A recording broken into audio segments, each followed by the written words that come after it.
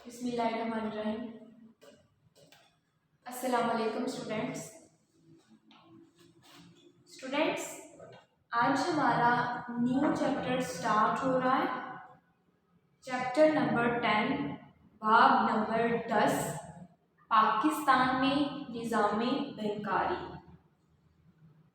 कल हम लोगों ने पढ़ा कि पाकिस्तान में बेरोज़गार अफराद का क्या मसला है, कि क्यों पाकिस्तान में बेरोज़गारी है। इसकी हमने वजूहात को पढ़ा।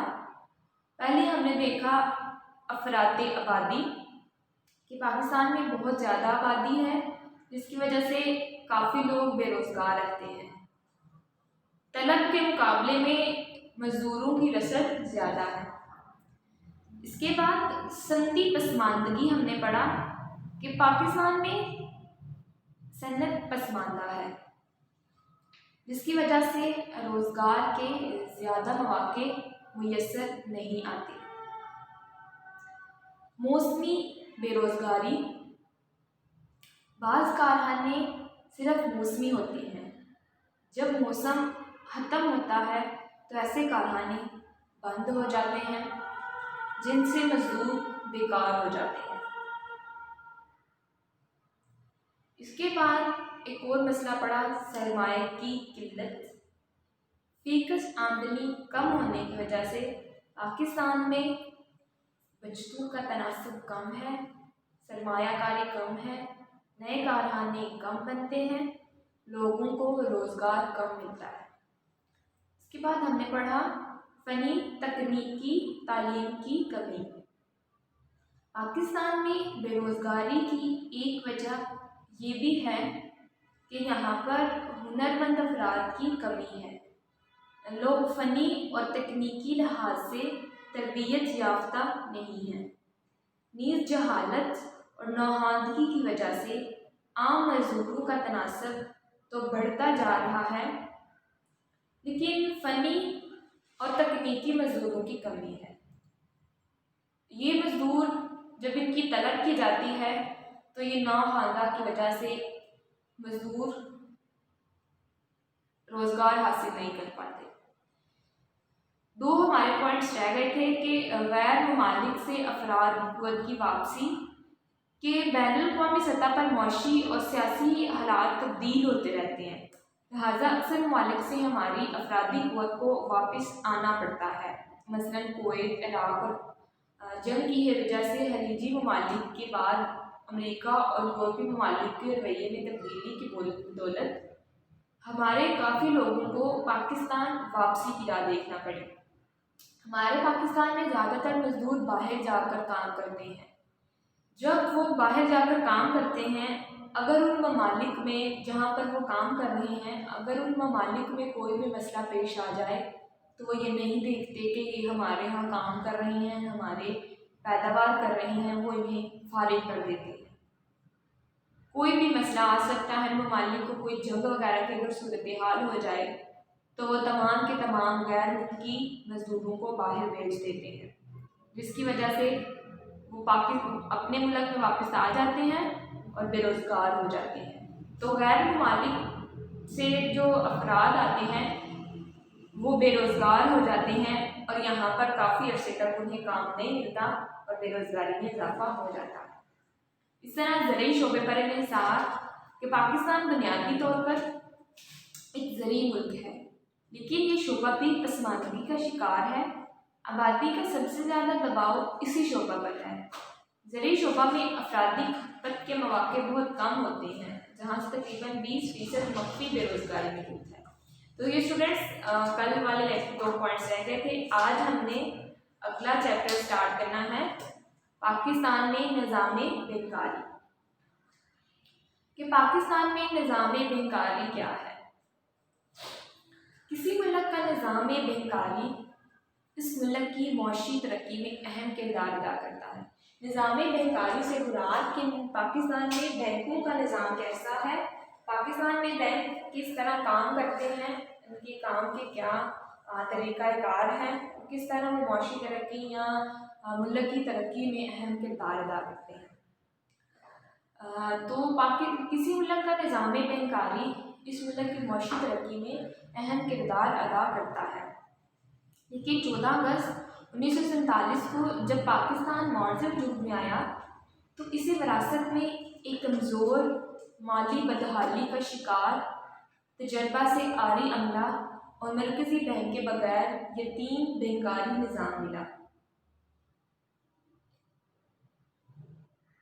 آزادی کے وقت پاکستان میں صرف 2 تجارتی بینک، حبیب بینک لمیٹڈ اور آسٹریلیشیا بینک لمیٹڈ موجود تھے، جبکہ reserve bank of India Pakistan کے مرکزی بینک کے فرائض سر انجام دے رہا تھا۔ لہٰذا اس زبوں حالی کے پیش نظر نظام بینکاری کو مستحکم بنانے کے لیے فوری اقدامات کی ضرورت تھی۔ اس مقصد کے لیے سب سے پہلے 1 جولائی 1948 کو پاکستان کے مرکزی bank state bank of Pakistan کا قیام عمل میں آیا، جس کا افتتاح قائد اعظم محمد علی جناح نے کیا۔ تو یہ ساری ہسٹری ہے پاکستان کے نظام بینکاری کی، تو اسٹوڈنٹس یہ پڑھ لیجیے گا، ریڈنگ کی حد تک کر لیجیے گا۔ اس کے بعد ہے کہ پاکستان میں اس وقت بینکاری کا نظام درج ذیل ڈھانچے پر مشتمل ہے۔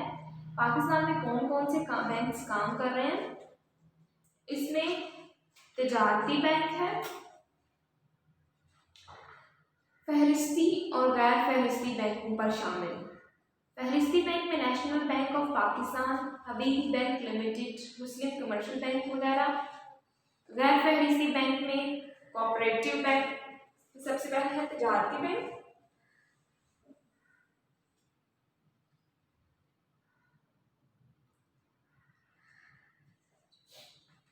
اس میں فہرستی اور غیر فہرستی بینک شامل ہیں۔ اس کے بعد قومی بچت مراکز اور ڈاک خانہ جات بھی بینکاری کرتے ہوئے بچتوں کی حوصلہ افزائی کرتے ہیں۔ اس کے بعد ہے خصوصی مالیاتی ادارے۔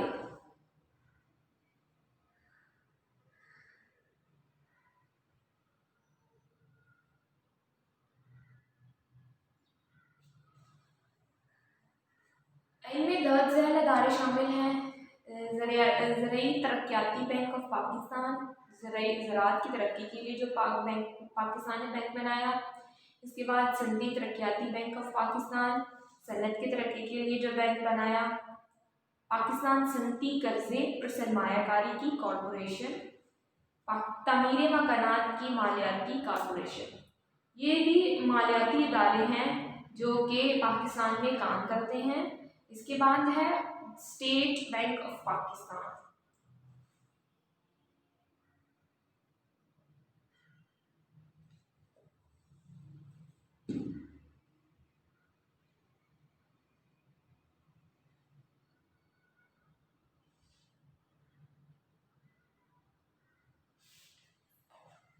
اسٹیٹ بینک آف پاکستان سب سے پہلے پاکستان کا تمام ممالک کے اسٹیٹ بینک ہوتے ہیں، اور ہمارا بھی اسٹیٹ بینک ہے جس کا نام ہے اسٹیٹ بینک آف پاکستان۔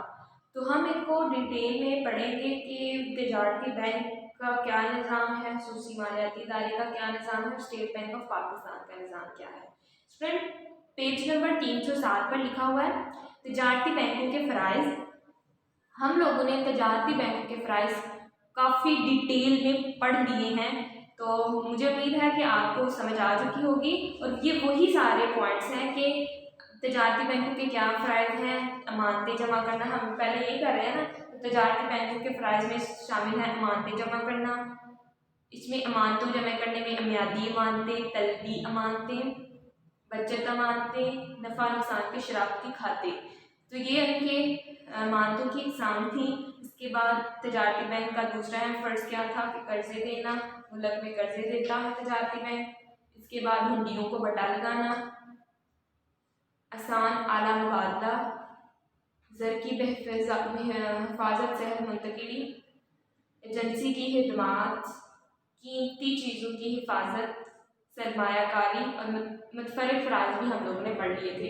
تو تجارتی بینک کے اہم فرائض ہم لوگ پڑھ چکے تھے، اس لیے ہمیں اب پڑھنے کی ضرورت نہیں ہے۔ اس کے بعد اسٹوڈنٹس آپ پیج نمبر 312 پر آئیں۔ معاشی ترقی میں تجارتی بینک کا کردار۔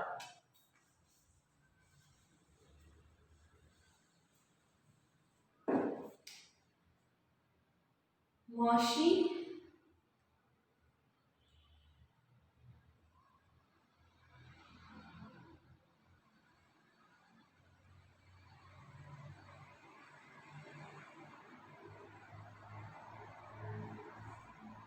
پیج نمبر ہے 312 کہ کسی بھی ملک میں تجارتی بینک کیا کردار کرتے ہیں معاشی ترقی میں۔ اب ہم نے پاکستان کی معیشت میں نظام بینکاری میں ان کا کیا کردار ہے وہ ہم دیکھتے ہیں۔ تو سب سے پہلا ہے سرمایہ کی فراہمی۔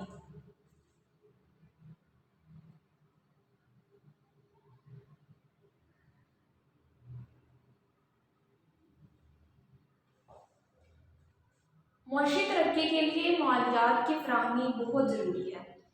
حکومت بجٹ بناتے وقت مالیات کو پیش نظر رکھتی ہے، چونکہ ان ذرائع میں ٹیکس، سرکاری قرضے، تحمیل حاصل اور بیرونی امداد شامل ہوتی ہے۔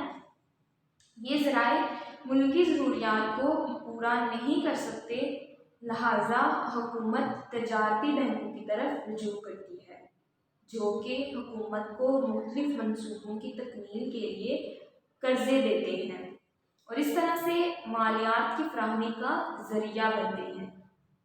چونکہ پیداواری سرگرمیوں میں مالیات کو حیات بخش شون کا درجہ حاصل ہوتا ہے، اس لیے بینکوں کو مالیات فراہم کرنے کا ڈپارٹمنٹل اسٹور کہا جاتا ہے۔ سب سے پہلا کردار ہے معاشی ترقی میں تجارتی بینکوں کا کہ یہ سرمایہ کی فراہمی کرتے ہیں۔ جب بھی حکومت کو سرمایہ کی ضرورت ہوتی ہے، پیسوں کی ضرورت ہوتی ہے کسی پروجیکٹ پر لگانے کے لیے، تو یہ جو تجارتی بینک ہیں یہ حکومت کو سرمایہ فراہم کرتے ہیں، ان کو قرضوں کی سہولت دیتے ہیں تاکہ پاکستان کی حکومت اپنے مختلف پروجیکٹ، مختلف منصوبوں کو تکمیل کر سکے۔ تو پہلا اہم کردار کہ یہ سرمایہ کی فراہمی کرتے ہیں، پاکستان کو سرمایہ فراہم کرتے ہیں۔ اس کے بعد بین الاقوامی تجارت کو فروغ۔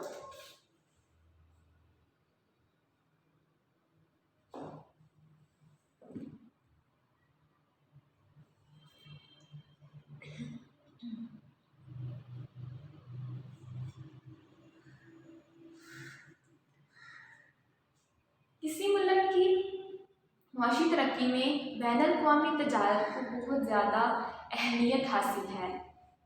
بین الاقوامی تجارت کی بدولت ایک ملک دوسرے ملک سے ایک طرف تو اشیاء درآمد کرتا ہے، دوسری طرف غیر ممالک کو اپنی مصنوعات برآمد کر کے زر مبادلہ کماتا ہے۔ پاکستان میں تجارتی بینکوں نے ملکی و غیر ملکی تجارت کے لیے مالیات کی فراہمی کا بندوبست کیا ہے۔